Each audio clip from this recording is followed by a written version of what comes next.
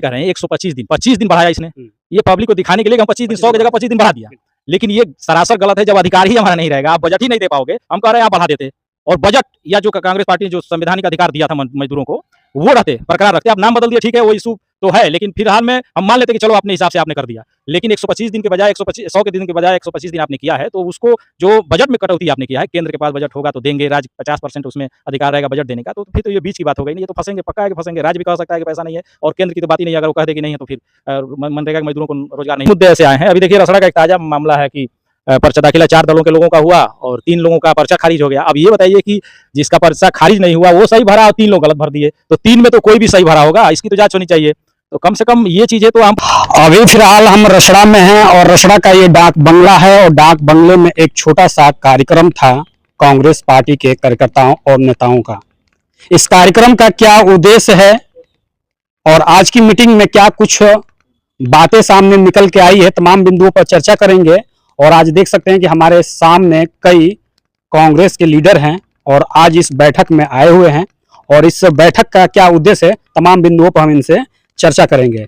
जिस तरीके से देखा जा रहा है कि आज कांग्रेस के तमाम नेतागण आप लोग बैठे हुए हैं, मंथन कर रहे हैं, क्या कुछ मामला है? देखिए, कांग्रेस पार्टी का एक कार्यक्रम आया है, निर्णय आया है ऊपर से कि जो भारतीय जनता पार्टी की सरकार ने जो मनरेगा में जो मजदूरों की जो ताकत थी, जो गारंटी दिया था कांग्रेस पार्टी ने अध्यादेश लाके, उसको खत्म करने की तरफ पहल बढ़ा चुकी है। पहले तो उसका नाम उसने बदला, जी राम जी किया उन्होंने, महात्मा गांधी के नाम से जो मनरेगा का नाम चल रहा था। अब उसमें 125 दिनों का कार्यक्रम बीजेपी सरकार बोल रही है कि हम 100 की जगह 125 दिन देंगे। लेकिन एक चीज और उसमें उसने किया है, बहुत सावधानी से, बहुत बारीकी से उसने एक काम किया है कि जिस राज्य में केंद्र चाहेगा उस राज्य को बजट देगा, क्योंकि बजट में कटौती उन्होंने किया है। और उसने कहा है कि अगर पैसा हमारे पास होगा तो हम उस स्टेट को पैसा देंगे, उसके बाद उसी के माध्यम से आपको मनरेगा में रोजगार मिलेगा। अब आप ये बताइए, पहले तो ऐसा होता नहीं था, 90% केंद्र देता था, मजदूरी टोटल देता था, 10% राज्य का उसमें अधिकार था मजदूरी में या इस चीज में पैसा देने का। लेकिन कहने का मतलब ये है कि मनरेगा में अगर इस तरह का काम हो रहा है, आप दिखा रहे हैं कि 125 दिन का कार्यक्रम हम दे रहे हैं, लेकिन उसकी गारंटी को आप धीरे से हटा लिया आपने। ये कैसे हो जाएगा भाई? नाम बदल दिया, ठीक है, हम लोग मान लेते, चलो नाम आपने बदल दिया। अब महात्मा गांधी का भी नाम आपने बदल दिया, उनसे भी आपत्ति आपको लग रहा है। तो कहने का मतलब ये है कि राहुल गांधी का लगातार स्पष्ट निर्देश है कि हम गांव में जाएंगे, मनरेगा मजदूरों के पास जाएंगे, उनके अधिकारों के लिए उनसे बात करेंगे और उनको जागरूक करेंगे कि अगर आप जागरूक आज नहीं हुए तो मनरेगा में जो आपको ताकत मिली हुई है, कांग्रेस पार्टी ने दिया है, उसको ये सरकार खत्म करने के प्रयास कर रही है। अब आप ये बताइए कि केंद्र अगर किसी राज्य को बजट ये कह के न दे कि हमारे पास बजट नहीं है और 50% राज्य सरकार को उसमें बजट लगाना है, तो फिर तो ये दुविधा वाली बात हो गई कि अगर राज्य भी कह दे कि हमारे पास बजट नहीं है और केंद्र के पास जब बजट होगा तब वो अलाउ करेगा उस राज्य को। हो सकता है कि सरकार वहां पे अगर बीजेपी की हो तो वहां बजट दे दे, और अन्यथा अगर विरोधी दल का कोई राज्य में सरकार हो तो वहां भी नहीं भी देगी, जैसे हो रहा है, आप देख रहे होंगे। तो जैसे कि आपका कहने का मतलब है कि जहां पे भारतीय जनता पार्टी की सरकार रहेगी वहां पे लोग बजट दे सकते हैं, और अन्य पार्टियों की अगर जहां सरकार होगी वहां पे बजट देने में इनको कहीं ना कहीं बाधाएं आएंगी। एकदम बाधा आएगी ना। आप देखिए ना, कई मुद्दों पे आप देखिए इस तरह से बीजेपी अपने विचारधारा के तरफ से ही चल रही है। जहां भी उसके स्टेट में सरकार है उसमें उसको लगातार प्रोत्साहन या कोई भी कार्यक्रम वहां है उसको बड़े पैमाने पे कर रही है। अब निश्चित रूप से आपको देखने को मिलेगा कई मुद्दे ऐसे आए हैं। अभी देखिए रसड़ा का एक ताजा मामला है कि पर्चा दाखिला 4 दलों के लोगों का हुआ और 3 लोगों का पर्चा खारिज हो गया। अब ये बताइए कि जिसका पर्चा खारिज नहीं हुआ वो सही भरा और 3 लोग गलत भर दिए, तो 3 में तो कोई भी सही भरा होगा, इसकी तो जांच होनी चाहिए। तो कम से कम ये चीजें तो आम पब्लिक को समझने का वक्त आ चुका है अब कि आप जिस तरह से अन्याय बीजेपी सरकार कर रही है, लोकतंत्र का हनन कर रही है। अभी देखिए कई मुद्दे ऐसे हैं जिसपे अगर चाहे तो लंबी बात हो जाएगी। निश्चित रूप से सरकार अपने विचारधारा से हट के आगे सोचना भी नहीं चाहती है। अब इस मनरेगा के बचाव संघर्ष में हम लोग अब गांव-गांव जाएंगे। ये आज मीटिंग हुई थी, इस संबंध में हम लोगों ने अपने कार्यकर्ताओं को सुझाव दिया है, कार्यकर्ताओं से बात की है। हम लोग गांव में न्याय पंचायत स्तर पे जाएंगे और हर न्याय पंचायत में, खासतौर से रसड़ा विधानसभा के हर न्याय पंचायत में हम लोगों की प्लानिंग है, हम जाएंगे, मनरेगा मजदूरों के साथ बात करेंगे, वहां पे अपनी बात कहेंगे और पूरी स्कीम के बारे में बताएंगे कि ये सरकार अब जिस तरह से आपको 100 दिन का रोजगार गारंटी के साथ मिलता था, जैसे मनरेगा का कोई मजदूर है, पहले ये गारंटी थी, कांग्रेस पार्टी ने ये गारंटी दिया था कि आप अगर कहते हैं प्रधान से कि हमें 100 दिन का रोजगार चाहिए, तो उसको देना पड़ता था, इसलिए कि वो उसका अधिकार था।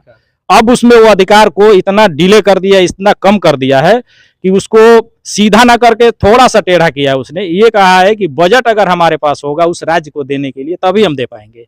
तो सीधा, हाँ, तो मेन पॉइंट ये है कि अब उस सरकार के ऊपर है कि बजट आएगा कि नहीं। जब बजट आएगा ही नहीं तो मनरेगा मजदूरी मिलेगी नहीं, आपको काम मिलेगा ही नहीं। तो इस तरीके से तो देखा जाए तो जो सरकार है वो कहीं ना कहीं जनता को लॉलीपॉप दे रही है कि आपको 125 दिन का काम दिया जाएगा, और ये भी कह रही है कि अगर आपको बजट होगा उस प्रदेश को तो मिलेगा, नहीं तो नहीं मिलेगा।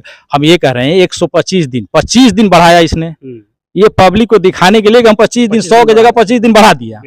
लेकिन ये सरासर गलत है। जब अधिकार ही हमारा नहीं रहेगा, आप बजट ही नहीं दे पाओगे, हम कह रहे हैं आप बढ़ा देते। और बजट या जो कांग्रेस पार्टी ने जो संवैधानिक अधिकार दिया था मजदूरों को, वो रहते, बरकरार रखते। आप नाम बदल दिए, ठीक है, वो इशू तो है, लेकिन फिलहाल में हम मान लेते कि चलो अपने हिसाब से आपने कर दिया।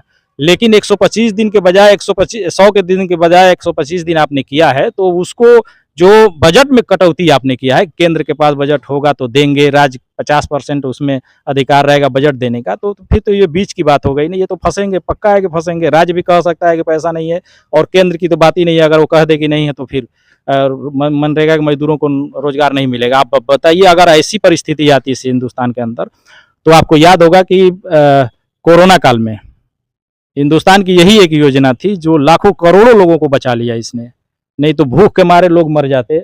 और ये मनरेगा ने उसमें बचाया और मजदूरों को रोजगार मिला और काम किया उन लोगों ने, क्योंकि आप देख ही रहे थे कि दिल्ली से पैदल लोग घर आ रहे थे। तो परिस्थितियां काफी हद तक 80%, 75% मैं मानता हूँ कि मनरेगा ने बचा लिया लोगों के, मजदूरी जीवन को भी बचाया और लोगों के जीवन को भी बचाया था।